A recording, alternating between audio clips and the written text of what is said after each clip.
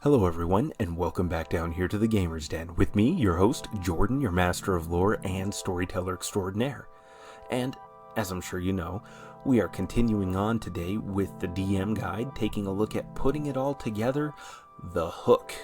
Now, with the hook is what you do to keep your players invested, to get them interested, get them set into the setting, and then just have them keep on rolling through.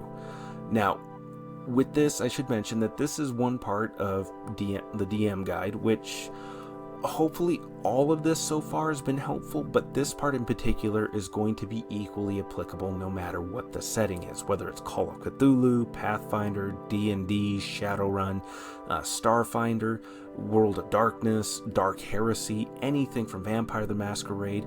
Whatever the game, whatever the setting, you're going to want an interesting hook for the players to latch. If you've got them latched onto it, you want to ramp up the excitement, make everything interesting, just so you keep the players invested and entertained, and keep them rolling down the path you have set for them. Not railroading them. Railroading is just annoying and stupid, but you want to invite them onto the ride rather than force them to go down the path that you have set for them. If they want to deviate a little bit, then let them deviate, let them explore, put together all that detail that we keep talking about, like I talked about in, my first episode on here at all. Put in detail, enough detail in the world that you can have something laid out for them without feeling like you're rushing at the last second and delaying the whole game. Have some stuff ready. But, first things first, whether it's the first time stepping into a new game and rule set, or if it's a new adventure arc, you want things to be interesting and get them going down on this path in the first place. So, with what we've been putting together so far in the Alaran Hills, with the druids getting ready to go on the warpath with all the civilized folk, and the civilized folk getting ready to defend themselves and possibly even take the offensive if they can, things are going to be interesting for the players the moment they arrive in town. And, well, that actually brings up a good question there. Why are they coming to this region? Especially if these are already established characters, since with how I have this set up, I definitely recommend you start off around level 5-ish or so with the players. So whether it's new characters right off the gate, set up at level 5, or if it's players that have gone through a couple of adventures and these characters have been built up from level 1 till now, you're going to want them to have a reason for coming out here. Brand new makes this a little bit easier. Brand spanking new characters, they can already be set on the path for coming out here for one reason or another. But with ongoing characters, it takes just an extra step or two more. But players, you should work with your DM and storyteller to figure out why your characters are coming out this way. Don't be frustrating little nags about it. If this is something the DM wants to do, just roll with it and see what he has in mind. Just give them the benefit of the doubt, particularly if you've been gaming for a while already, or even if you're new. Just see where this is going, and provide the DM with opportunity to make it interesting. So maybe your character has a relative that's gone up north and has reportedly gone missing, or Paladin has heard about some of the caravans being attacked and feels it's beholden upon them to go out and find out what's going on, whether they're lawful evil and have sunk some of their own coin in some of the caravans and want to know what the hell has happened, or they're lawful neutral and realize, raiders, lawbreakers, that needs to end now. Or if they're lawful good and they're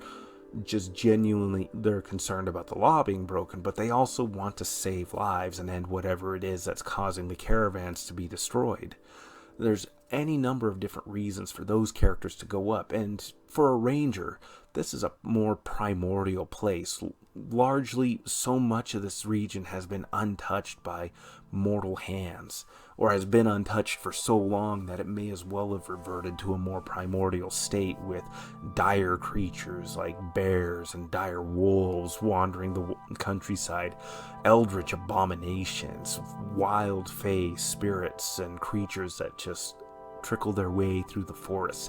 Any number of different creatures that pose a challenging hunt for a ranger, or even a character who just wants to get back down to these natural roots, like say another druid, perhaps somebody who might have an interesting kind of conflict looking at both sides of things here. In either case, those can all be different reasons for the players to go up there, and really you're going to need to work with the players, and players work with the DMs to figure out the reason why they're going out that way. That's just the first part of the hook. However, the real thing that's going to get them to latch on and keep them interested is setting an interesting scene for them to come upon, and you want to get to this really fast.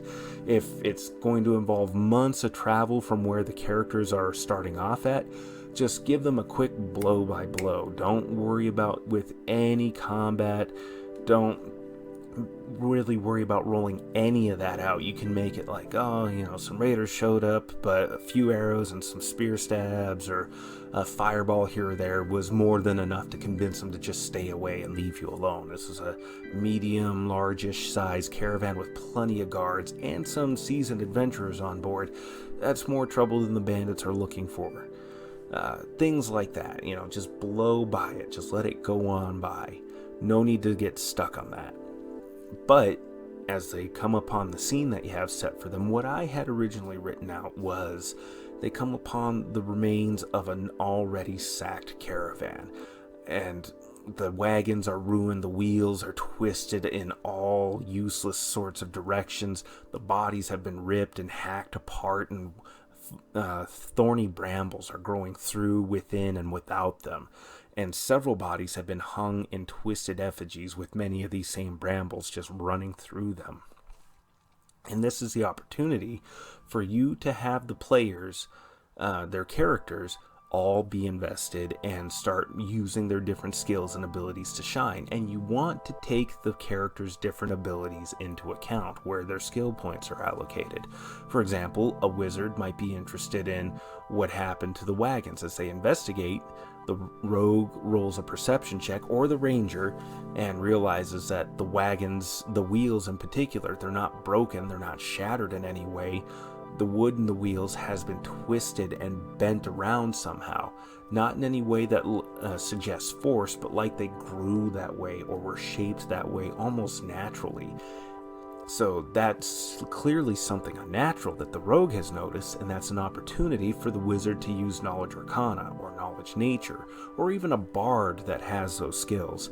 They can investigate and realize, nature magic did this, warp wood. It's something that druids are known to be able to do, is take wooden materials like this and just cause it to curl and twist and become useless and mangled in such a way. And even further still, they can go on and investigate the bodies and realize, this is also druidic magic here. And the rogue can continue to be useful by using their perception skill to try to scrounge up maybe some left behind supplies that may come in handy. And say we have that paladin I mentioned before in the group. Maybe they don't have the best perception skill, but there could be an opportunity for them there, because coming upon a destroyed caravan, several of the guards and people might be nervous at first and on their guard, but as the players and others investigate, the more time goes by, maybe the more relaxed they get. Maybe they think, whatever bandits or raiders hit this spot, they must be gone by now, otherwise they probably would have launched the ambush. That's the opportunity for the more militant, more disciplined mind of somebody like a paladin to say, hey, they may just be waiting for us to let our guard down. Look at how spread out we are. Everybody kind of group up, move as a unit, keep in some sort of disciplined formation, because that will save a lot of NPCs a surprise round and may make the players' lives easier when you unleash combat on them. Whether or not it's a surprise will depend on some perception checks, and definitely afford them all that opportunity without alerting them. And also, I should mention, that's the reason for allowing them to make a series of perception checks to investigate. Don't get excited, don't give it away, just ask them to roll another perception check. And if they fail, or if any number of them fail, they get caught by surprise when the forces of these corrupted druids begin to attack. And this fight, you don't want it to be overwhelming, but you do want it to pose some kind of a significant threat. You want the players to take some damage and expend some of their resources on it for them to realize, oh, this is actually kind of serious. This is dangerous. And it's with that level of challenge and danger there, you ramp up the stakes. By having all those skill checks to start with as they investigate, you set a non-violent scene.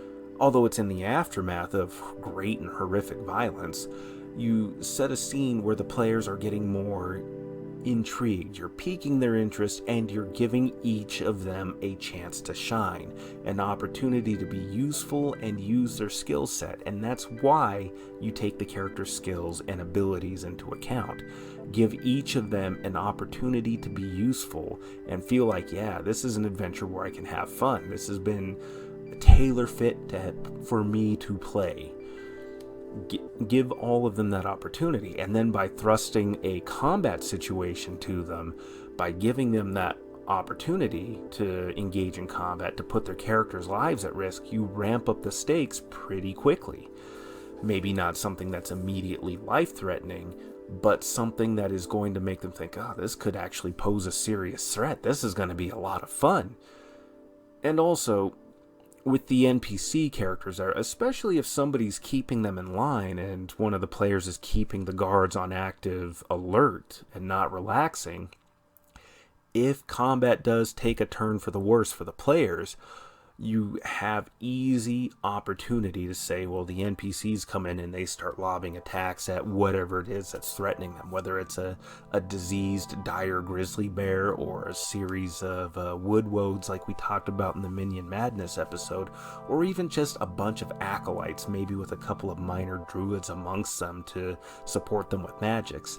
If things go south for the players, you have an easy way of rescuing them with these NPCs. And with that, just by figuring out what the character motivations are for coming up north, by giving them a bit of a nice, juicy hook, a little bit of bait there with coming upon the destroyed remains of a caravan, and then getting them all to use their different skills to start putting things together, you get their interest going there and they start clamping down on the bait, and that's where you yank and start reeling them in using that combat encounter by raising those stakes there. It gets them invested.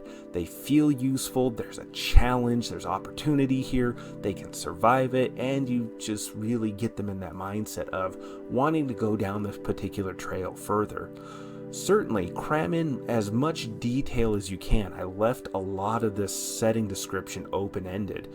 Even if you don't use anything that I've put out in these last bunch of episodes, still pack in as much detail for whatever setting and story you have in mind. That way, if the players do deviate off course, you can still give them something interesting to do, and you can tie and loop it back in with the main story. So that way it doesn't feel like so much of a railroad as it is an open world and in a sandbox that they can play around in. You're not forcing them at gunpoint onto the ride to go down a particular way. You're inviting them on by making it look fun and interesting with all the flashing lights and glittering rewards to toss at them as they do all the side stuff. But if you do need to keep them on track, if your players have a bad habit of abandoning storylines, which that should always be an option for them, but there will be consequences for that, because without their interference, without the players helping and assisting the people of the Alaran Hills, the people that have settled out here, the Druids' corruption is going to spread, and this whole area will become just this awful quagmire, this corruption with strange creatures, diseased animals, and people just coming out and raiding further down south. But assuming they don't just abandon the area, you can keep a certain amount of timeline kind of going here. If they keep doing side things, Certainly let them keep running encounters for them, but have the threats begin to mount as more and more diseased animals begin to show up, as more people who have fallen sway under the druids begin to join forces with these different diseased creatures, even corrupted fae eventually showing up, and have clean water resources that the players have been relying on as they journey through this region become corrupted. Food becomes more scarce. At least food that hasn't become tainted in some way becomes more scarce, particularly as the druids keep cutting off those supply lines. They're raiding and destroying caravans. They're cutting off lines of communication and lines of supply. Food starts to become more scarce. Clean water becomes harder and harder to find, and they can't live off of the animals because all the healthy animals are fleeing from the corruption, trying to avoid falling under sway of this awful disease that's spreading as well. So that can be a way of motivating the players into going, we either need to leave and evacuate or deal with this problem. That can be a nice way of doing that without looking at the players and going, no, you're not staying at the inn, you're going out and adventuring. The railroading is so stupid when you have so many other direct and indirect ways of influencing them without just looking at them and going, no, just go outside, just have your character go outside. That's dumb, don't do that. But I'm belaboring my couple of different points here over and over, and probably just a bit too much, so we're going to call it there. And with that said, I've been your host, Jordan, your master of lore and storyteller extraordinaire. Thank you all for joining me here, and I hope you folks have yourselves a good night.